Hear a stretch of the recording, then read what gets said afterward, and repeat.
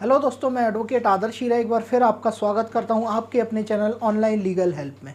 दोस्तों, अपने पिछले वीडियो में हमने बात किया था एडॉप्शन के बारे में, एडॉप्शन की एलिजिबिलिटी के बारे में बात की थी कि अगर एक पेरेंट्स एडॉप्शन लेना चाहते हैं तो उनके पास क्या क्या योग्यताएं होना चाहिए। इस वीडियो में उसी प्रोसेस को आगे बढ़ाते हुए, उसी वीडियो की सीरीज़ को आगे बढ़ाते हुए आज हम बात करेंगे कि रजिस्ट्रेशन कैसे करना है, आपको क्या क्या डॉक्यूमेंट आपके लिए रिक्वायर्ड है जो आपको रजिस्ट्रेशन में लगाने होंगे, किस एजेंसी के पास आपको जाना होगा। अगर आपको ये सारी जानकारी चाहिए तो इस वीडियो में हमारे साथ बने रहिए। दोस्तों, सबसे पहले बात करते हैं कि सबसे पहले तो आपको जाके एक एजेंसी में आपका रजिस्ट्रेशन कराना होगा। आप अपना रजिस्ट्रेशन सारा में भी करा सकते हैं या कारा में भी करा सकते हैं। दोस्तों, जो सारा होती है ये एक स्टेट लेवल एजेंसी होती है। दोस्तों, state adoption and resources agency कहा जाता है इसको। और इसके साथ साथ जो कारा होती है वो सेंट्रल लेवल पे एजेंसी होती है। तो आप कहीं पर भी जाकर अपना रजिस्ट्रेशन करा सकते हैं। रजिस्ट्रेशन मस्ट है, इसके बिना आप अडॉप्शन नहीं कर सकते हैं। दोस्तों, अब बात करते हैं कि डॉक्यूमेंट्स क्या क्या रिक्वायर्ड है। सबसे पहले बात करूं तो पहला डॉक्यूमेंट उसमें होता है photograph of the current family. जी हाँ, आपके पूरी फैमिली का एक फ़ोटोग्राफ की ज़रूरत होती है जो कि आपकी कंडीशन क्लैरिफाई करता है कि आपके जो फैमिली है उसमें कितने लोग हैं और आप किस बच्चे को अडॉप्ट बाद में करना चाहते हैं। अगर आपके 3 बच्चे हैं, जैसा कि मैंने पिछले वीडियो में आपको बताया था, तो आप अडॉप्शन नहीं कर सकते। तो इसलिए कंप्लीट फैमिली फ़ोटोग्राफ आपका लिया जाता है जिससे कि आपकी फैमिली की कंप्लीट पोजीशन क्लियर हो जाती है। इसके बाद जो सेकंड चीज़ है आपको देनी होती है वो होती है आपका पैन कार्ड। जी हाँ दोस्तों, अगर आप अपना पैन कार्ड वहाँ पर दे रहे हैं तो इससे आपकी जो फाइनेंशियल पोजीशन है उनको क्लियर हो जाती है। आप कितना रिटर्न भर रहे हैं, आप कितना अर्न कर रहे हैं, तो इसके लिए आपको आपका पैन कार्ड सबमिट करना साथ में बहुत ज़रूरी होता है। तीसरी चीज़ होती है प्रूफ ऑफ रेसिडेंस। जी हाँ दोस्तों, आप किस कंडीशन में रह रहे हैं, कहाँ पर रह रहे हैं, और एडॉप्शन के लिए बहुत ही ज़रूरी होता है। पिछले वीडियो में भी मैंने आपको बताया था कि आपकी कंडीशन कैसी है घर की, वो सारी चीज़ें वो लोग मॉनिटर करते हैं, देखते हैं।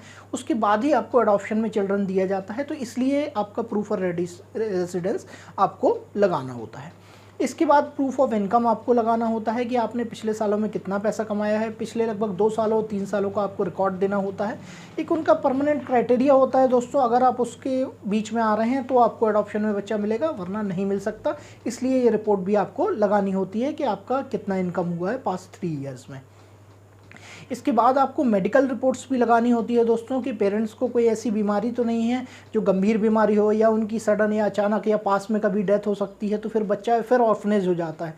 तो ऐसी कंडीशंस में पेरेंट्स की जो मेडिकल रिपोर्ट्स है वो भी वहाँ पर रिक्वायर्ड होती है। नेक्स्ट चीज़ जो रिक्वायर्ड होती है वो होती है रेफरेंस लेटर।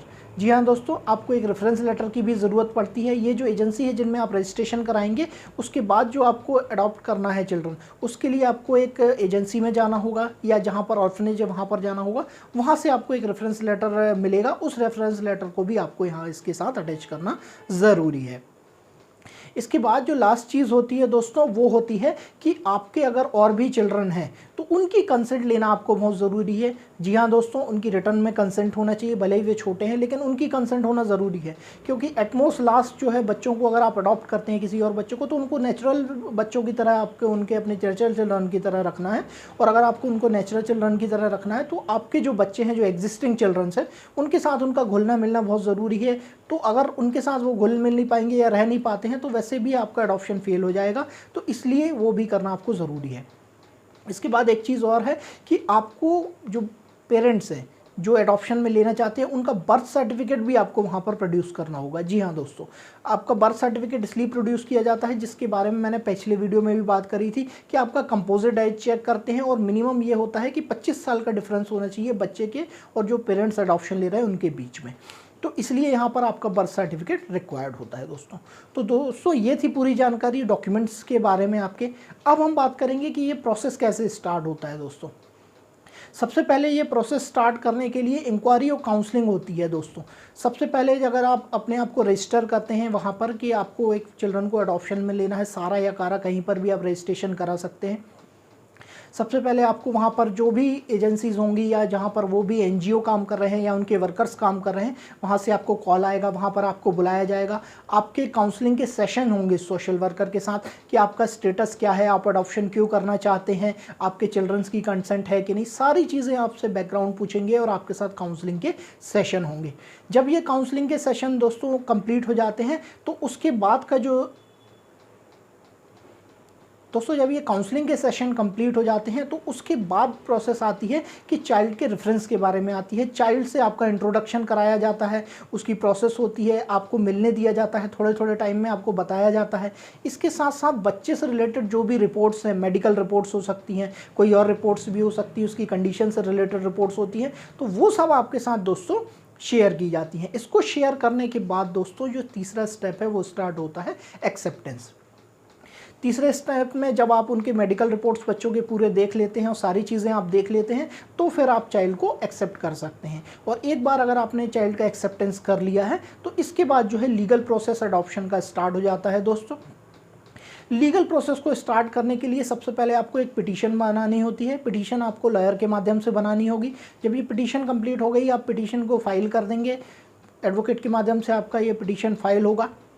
इसके बाद जब वो पिटीशन फाइल हो चुका है तो आप प्री एडॉप्शन फॉस्टर केयर के लिए बच्चे को अपने घर ले जा सकते हैं। जी हाँ, थोड़े थोड़े टाइम पीरियड्स के लिए, कुछ टाइम पीरियड के लिए बच्चे को आपको दिया जाता है, आप बच्चे को घर ले जा सकते हैं। कई बार ऐसा होता है कि परमानेंटली कुछ टाइम पीरियड के लिए भी बच्चे को आपको दे दिया जाता है। आपके घर के माहौल में उसका कैसे सेटलमेंट है सब कुछ देखने के लिए, और बच्चे को आप ताकि सेटल कर पाएँ अपने घर में, इसके लिए बच्चा आपको दे दिया जाता है जब तक कि वो पिटीशन वहाँ पर पेंडिंग है।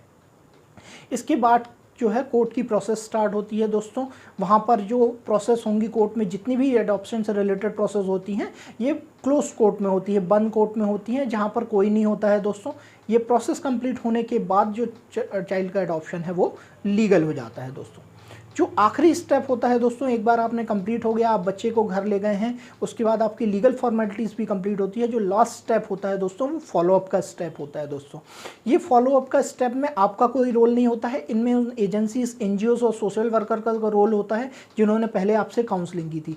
जी हाँ, वो दोस्तों चिल्ड्रन की केयर के बारे में आपसे बात करते हैं, उनका प्रोटेक्शन हो रहा है कि नहीं प्रॉपर। लगभग सालों तक ये चलता रहता है इस तरह की इंक्वायरी आपके बारे में कि आप बच्चे के साथ किसी तरह का अब्यूज़ तो नहीं कर रहे हैं, या किसी तरह से उनको एक्सप्लॉइट तो नहीं कर रहे हैं, या बच्चे की डेथ तो नहीं हो गई, या मदर या फादर की जिन्होंने अडॉप्ट किया था किसी की अगर डेथ हो जाती है तो बच्चे को वापस फॉस्टर केयर में और वहाँ पर जो एजेंसी है उसमें लाने की जवाबदारी इन सोशल वर्कर्स की होती है। तो इसलिए ये फॉलोअप का प्रोसेस दोस्तों चलता रहता है। तो दोस्तों ये थी पूरी जानकारी कि आपको कैसे कैसे स्टेप्स हैं, आपको रजिस्ट्रेशन कैसे कराना है, उसके बाद क्या क्या स्टेप्स है, कैसे आपको वेलफेयर कमेटीज़ के सामने अपीयर होना है, कैसे आपको कोर्ट के सामने अपीयर होना है, और उसके बाद आपका एडॉप्शन कंप्लीट होता है। दोस्तों अगर ये वीडियो आपको अच्छा लगा है तो लाइक ज़रूर कीजिए। अगर आपने हमारे चैनल को अभी तक सब्सक्राइब नहीं किया है तो सब्सक्राइब ज़रूर कीजिए। नीचे डिस्क्रिप्शन में हमारा लिंक दिया हुआ है जहाँ से आप कनेक्ट करके हमसे बात कर सकते हैं। आपका इस वीडियो को देखने के लिए और अपना महत्वपूर्ण समय देने के लिए बहुत बहुत धन्यवाद।